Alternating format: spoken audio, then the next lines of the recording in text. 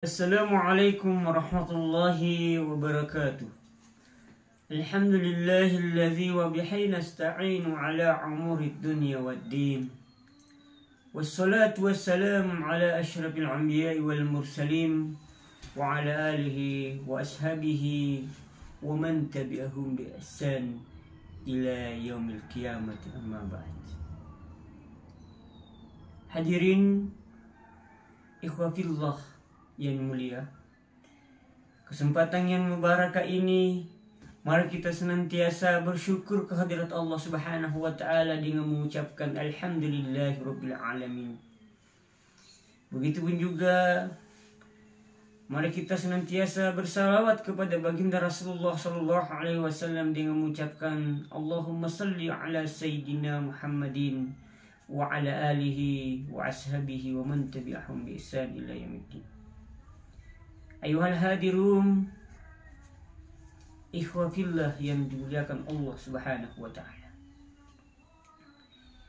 Jemaah yang dimuliakan Allah Subhanahu wa taala, tidak henti-hentinya kita bersyukur kehadirat Allah atas pinjaman nikmat kepada kita. Alhamdulillah sampai sekarang ini kita masih diberikan nikmat yang begitu banyak oleh Allah Subhanahu wa taala. Mari kita pergunakan nikmat yang banyak itu untuk beribadah kepada Allah agar tidak sia-sia hidup kita, selamat dunia, insya Allah kita selamat akhirat. Amin, amin ya rabbal alamin. Jemaah yang dimuliakan Allah Azza wa Jalla, insya Allah pada kesempatan yang mulia ini, yang baik ini, kita mengefisienkan waktu. Insya Allah akan membahas sebuah hadis Rasulullah Sallallahu Alaihi Wasallam yang berkaitan tentang ada 3 pangkal keselamatan. Jadi angka telu ia mencaciwe lalang nading selamat tawi. Ini telu rungang insyaallah ngiran kimangir kesalamakka. Dalam sebuah hadis An Hubbah ibn al-Amir qala qultu ya Rasulullah man najah, qal amsik alaina lisanak wa yasa'ka baituka wa baki ala khati'atika. Jemaah yang dimuliakan Allah Subhanahu wa taala, dalam hadis ini yaitu An Uqbah ibn al-Amir yang di hadis riwayatkan oleh At-Tirmizi, bahwa Rasulullah sallallahu alaihi wasallam mengajarkan kepada kita bagaimana caranya agar insya Allah di dunia kelak sampai di akhirat kita akan menjadi manusia yang selamat. Makanya mengajarkan kepada kita, suatu ketika dari A'ban bin Amr bertanya kepada Rasul, ya Rasulullah, man najahu, apakah pangkal keselamatan itu? Suruna pun Allah Ta'ala agi wak di jama barakungum engke kisalama, maka di Uqbah bin Amir faqultu qala amsik alaina lisanak. Maka di Nabi Muhammad sallallahu alaihi wasallam, Rasulullah sallallahu alaihi wasallam bersabda, nakan Nabi Muhammad sallallahu alaihi wasallam, amsik alaina lisanak. Yang pertama adalah amsik alaina lisanak. Senantiasa kita menjaga, menguasai lisan, mulut kita. Jadi salah satu pangkal keselamatan yang diajarkan Rasulullah sallallahu alaihi wasallam adalah senantiasa kita menjaga mulut kita ini. Menjaga panca indera kita berupa mulut ini, jangan sampai digunakan atau berfungsi yang bisa melanggar ketentuan Allah Subhanahu wa taala. Minimal jemaah yang berbahagia bisa merugikan ketika dia tidak terbimbing dalam menyuarakan sesuatu, melafalkan sesuatu, membicarakan sesuatu, bukan cuma membahayakan, merugikan diri sendiri, tapi bisa mengakibatkan ruginya orang lain, bisa mengakibatkan tersakitinya orang lain, bisa mengakibatkan membuat orang sengsara atau celaka gara-gara mulut kita ini. Karena mulut itu jemaah yang berbahagia merupakan panca indera. Kalau kita tidak bisa menjaganya, maka bisa berakibat fatal dan bisa menjadi bumerang atau bisa menjadi ladang dosa kepada kita. Tapi sebaliknya, kita mampu menguasainya, mampu terbimbing karena bimbingan Allah dan Rasulnya dan akhlak-akhlak yang dicontohkan oleh Rasulullah SAW, maka apa yang keluar di mulut kita itu insya Allah menjadi rahmat. Apa yang keluar di mulut kita itu akan menjadi cahaya, dan apa yang keluar di mulut kita yang dibicarakan akan menjadi petunjuk ke jalan yang baik, akan menjadi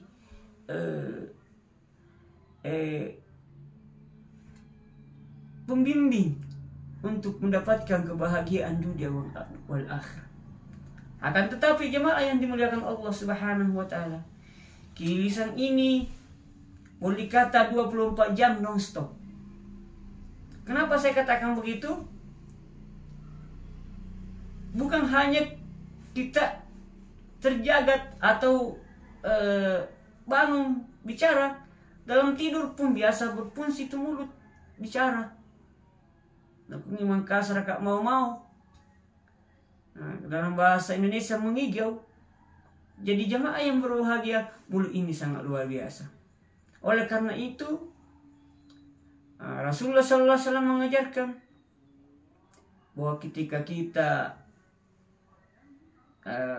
fakul khairan aw yasmut, kalau kita tidak bisa katakan yang baik-baik, lebih baik kita diam. Lebih baik kita membicarakan yang baik-baik. Kalau tidak mampu membicarakan baik-baik, maka diamlah kita. Jangan gunakan mulut ini untuk berbicara. Jemaah yang dimuliakan Allah Subhanahu wa taala. Oleh karena itu, mulut ini bisa merusak akidah kita di hadapan Allah Subhanahu wa taala. Bukan cuma merusak orang lain, tapi bisa merusak diri kita. Bisa merusak akidah kita. Ketika salah bicara, kita kadang jamaah yang berbahagia, kita anggap itu adalah main-main senda gurau, tapi ternyata berakibat fatal kepada kita. Kita anggap itu hanya main-main atau bercanda-candaan, akan tetapi bisa berakibat fatal terhadap akidah kita. Nah, karena mulut ini sangat luar biasa tajamnya. Gara-gara mulut kita jamaah yang berbahagia, itu bisa merusak pendengarannya orang lain. Gara-gara mulut kita, dari satu kata ke kata yang lain itu bisa menyebar cepat. Cepat menyebar suatu informasi ketika dari mulut yang membahasakan. Fasilitas mulut itu adalah nikmat Allah Subhanahu wa taala. Ada Pak, Bu sekalian, yang diberikan mulut oleh Allah Subhanahu wa taala, tapi dia tidak bisa mengeluarkan kata-kata. Dia tidak bisa mengeluarkan suara. Dalam bahasa Makassar dikatakan pepe. Nah, oleh karena itu jemaah, kita masih diberikan mulut oleh Allah Subhanahu wa taala. Gunakan mulut ini untuk menjadi jembatan kita mendapatkan rahmat di sisi Allah Subhanahu wa taala, mendapat ridha di sisi Allah Subhanahu wa taala, mengumpulkan ibadah sebanyak-banyaknya, dan bisa kita mendapatkan kesuksesan dunia dan akhirat. Jangan gunakan fasilitas mulut ini, malah kita mengumpulkan dosa, malah memperbanyak kesalahan, malah sengaja mengakal-akali, membahasakan sesuatu yang penting hanya ingin mendapatkan keuntungan pribadi, sehingga kita tidak lagi menggunakan fungsi mulut itu terhadap apa yang Allah Subhanahu wa taala bimbing kepada kita. Oleh karena itu, jemaah yang dimuliakan Allah Subhanahu wa taala, mari kita gunakan mulut ini, lisan kita ini agar senantiasa berfungsi dan berada di rel atau jalan yang diridai oleh Allah Subhanahu wa taala. Jangan pakai bergosip, jangan pakai memfitnah, jangan pakai berbohong. Nah, jemaah yang berbahagia ini sering kita biasa menganggap remeh berbohong, katanya kecil akhirnya jadi besar, jemaah yang dimuliakan Allah Subhanahu wa taala. Oleh karena itu, berhati-hatilah menggunakan fasilitas mulut ini, karena mulut itu bisa menjadi kita tinggi derajat kita, bisa juga derajat kedudukan kita menjadi rendah, baik di mana manusia, lebih-lebih lagi di mata Allah Subhanahu wa taala. Oleh karena itu, jemaah yang berbahagia, gunakan fasilitas mulut ini untuk beribadah kepada Allah Subhanahu wa taala. Jangan sampai kita gunakan mulut ini untuk durhaka kepada Allah Subhanahu wa taala, melukai orang lain dan tidak berbuat faedah dan kebahagiaan.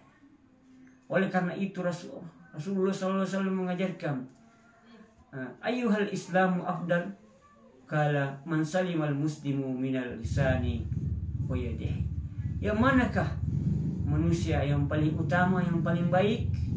Manusia yang paling baik, muslim yang paling baik itu adalah mereka selamat, orang lain selamat dari lisannya dan dari walidihi, dari tangannya dengan muslim yang lain.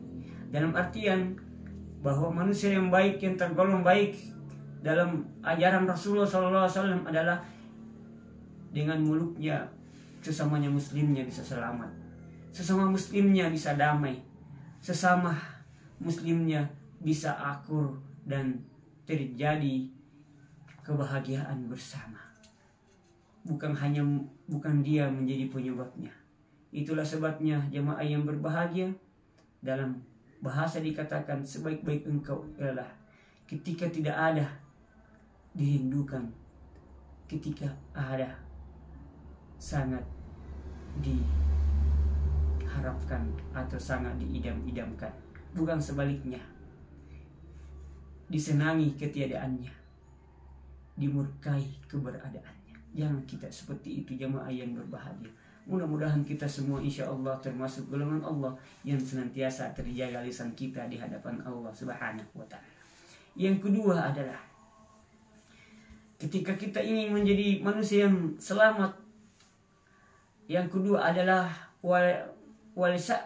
waliyasa kabaituka, yaitu memberi keluasan kepada keluarga. Apa maksudnya ini, jemaah yang berbahagia? Memberi keluasan kepada keluarga. Nah, dalam rumah tangga, ar-rijalu qawwamun. Nah, laki-laki itu adalah pemimpin dalam rumah tangga. Tanggung jawab laki-laki itu besar, jemaah yang berbahagia. Jangan anggap Anda laki-laki rajin salat, sudah merasa alim, ataukah kita sudah beberapa kali ke tanah suci, dianggap diri kita sudah selamat. Belum. Kita memiliki tanggung jawab yang besar. Tanggung jawab terhadap istri kita, tanggung jawab kepada anggota keluarga kita, anak-anak kita, terkhusus anak perempuan Anda. Itu adalah dalam tanggung jawab Anda. Boleh jadi jemaah yang berbahagia kita rajin beribadah kepada Allah Subhanahu wa taala. Akan tetapi anggota-anggota kita yang lain, keluarga kita yang lain, itu tidak kita perhatikan, tidak kita ajak untuk melakukan kebaikan, kita tidak suruh untuk mengerjakan kebaikan, kita tidak contohkan untuk melakukan kebaikan. Jamaah yang berbahagia, maka kita akan termasuk akan dimintai pertanggungjawaban di hadapan Allah Subhanahu wa taala. Nah, tanggung jawab seorang laki-laki itu bukan hanya tanggung jawab dari bidang 3P. Panggan, 2P dan 3S, S1S. Papan, pangan, dan sandang. Apa itu? Kita menyediakan makanan, mempersiapkan makanan. Kemudian kedua, mempersiapkan tempat tinggal. Yang ketiga adalah mempersiapkan pakaiannya.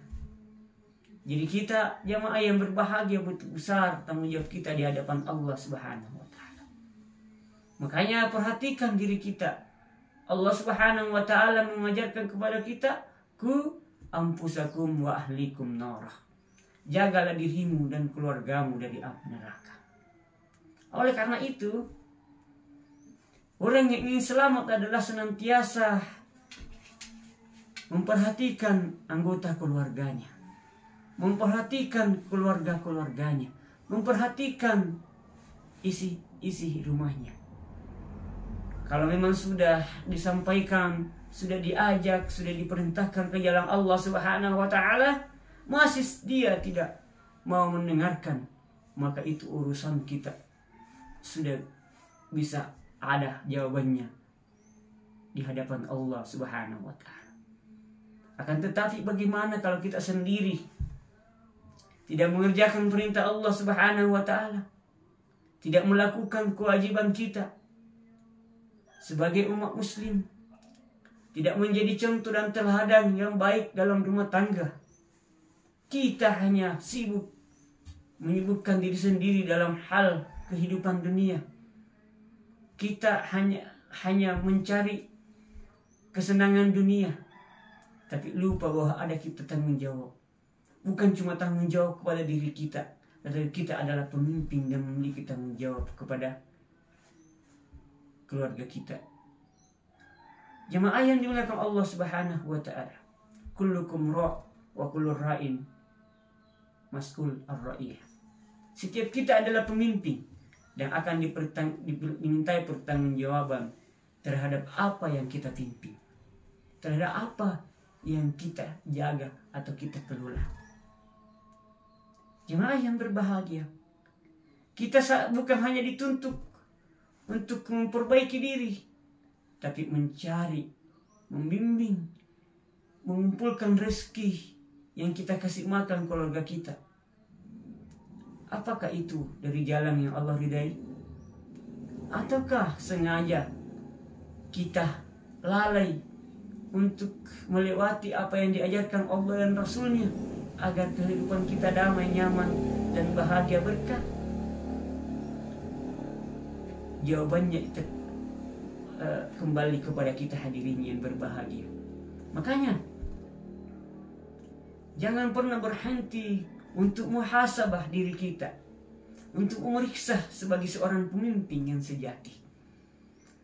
Pemimpin dalam hal keduniaan, juga memimpin paling penting adalah bagaimana supaya berada di rel yang Allah Subhanahu wa taala tetapkan, berada di jalan yang Allah Subhanahu wa taala ridai, sehingga insyaallah bahagialah kita dan di sekeliling kita akan bahagia. Karena semua yang kita hadapi di muka bumi ini sebagai pemimpin akan dimintai pertanggungjawaban terhadap apa yang dipimpinnya. Dipimpin diri kita, dipimpin keluarga kita. Kalau memang kita memimpin dalam suatu lembaga kemasyarakatan, maka Anda semua akan dimintai pertanggungjawaban terhadap apa yang Anda pimpin. Maka hati-hati dan waspadalah untuk menjadi pemimpin. Karena semua yang kita pimpin akan kita pertanggungjawabkan di hadapan Allah Subhanahu wa taala. Jangan asal-asalan jamaah yang berbahagia. Jangan anggap sepele terhadap keadaan ini. Karena semua yang kita alami, kita akan diperlihatkan dan dipertanggungjawabkan oleh Allah. Tidak ada manusia yang tidak memiliki kekurangan. Tapi sebaik-baik engkau adalah yang bisa menyadari kekurangannya. Makanya keselamatan yang ketiga itu adalah wabaki ala khati'atika, yaitu menangisi karena kesalahan-kesalahanmu. Rasulullah SAW mengajarkan kepada kita bahwa kalau kita meninjau kepada hamba Allah, tidak ada satupun yang tidak memiliki kekurangan, kesalahan dan kehilapan, kecuali Rasulullah SAW yang dijamin bersifat maksum oleh Allah Subhanahu wa Ta'ala, yang terjaga dari perbuatan dosa. Sepanjang kita manusia biasa, maka kita tidak akan bisa terhindar, kita tidak bisa terlepas dari kesalahan, tidak bisa terhindar dari kehilapan, tidak bisa menjauh dari kekurangan. Kenapa? Karena memang itu kodrat kita. Tidak ada manusia yang sempurna kecuali Rasulullah SAW. Makanya kita banyak kekurangan, kita banyak kesalahan, kita banyak kehilapan. Tapi sebaik-baik kita adalah yang bisa menyadari kekurangan kehilapannya. Nah, ketika kita melakukan suatu kesalahan dan kehilapan, kita senantiasa menangisi kesalahan itu. Apa maksudnya? Menyesali. Apa yang dimaksud menyesali?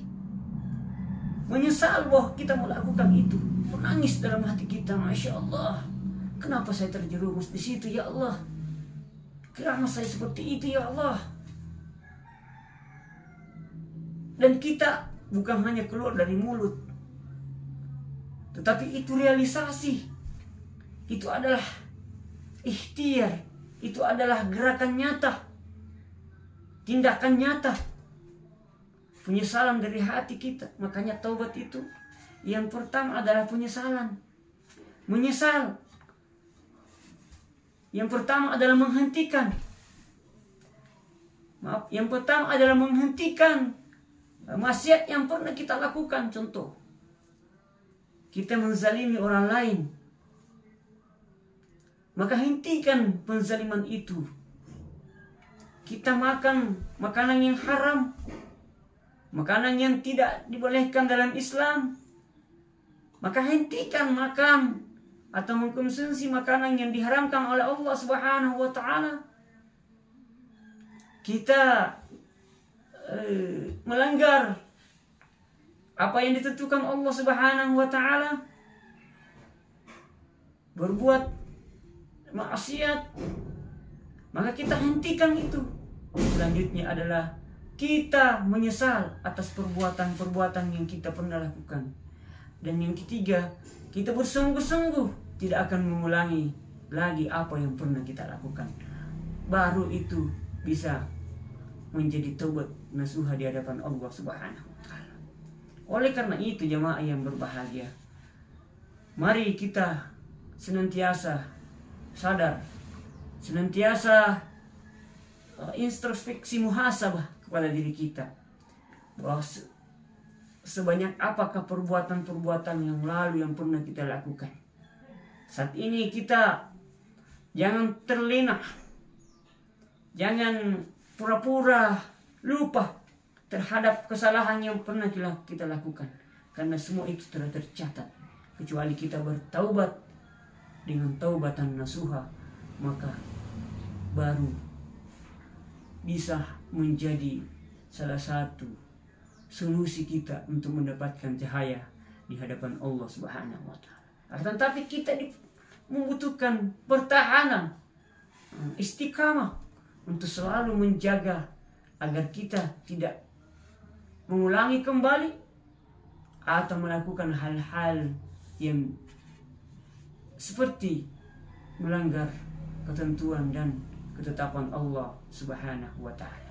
Jemaah yang dimuliakan Allah Subhanahu wa Ta'ala, sebagai kesimpulan bahwa ketika kita ingin selamat, yang pertama yang kita harus lakukan adalah amsik alaina linsanaka. Jagalah lisan kita ini, jangan sembarang bicara, jangan sembarang ngomong, jangan sembarang dikomentari, jangan sembarang berbunyi mulut kita, mengeluarkan suara Akan tetapi ukur atau atur atau bimbing dia agar senantiasa membaca Al-Quran dan berzikir kepada Allah Subhanahu wa Ta'ala.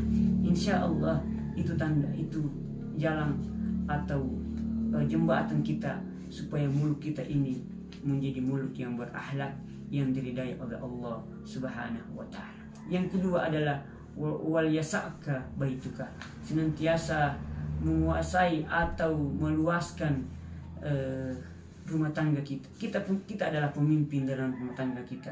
Pimpinlah diri kita, pimpinlah anggota keluarga kita, dan pimpinlah orang-orang yang dekat kita. Kita sebagai laki-laki, tanggung jawab kita adalah 3 perempuan yang paling utama. Pertama adalah istri kita, yang kedua anak perempuan kita, yang ketiga adalah ibu Anda. Jamaah yang dimuliakan Allah Subhanahu wa Ta'ala. Yang ketiga, wabaki ala khati'atika, senantiasa menangisi karena kesalahan-kesalahan yang pernah kita lakukan. Maka mari kita istiqamah di jalan Allah Subhanahu wa Ta'ala agar kita mendapatkan keselamatan, kedamaian, dan kesuksesan baik di dunia maupun di akhirat kelak nantinya. Akhirnya saya mohon kiranya didoakan agar tetap istiqamah di jalan Allah Subhanahu wa Ta'ala dan membuat banyak manfaat, karena sebaik-baik kita adalah yang paling banyak berbuat manfaat.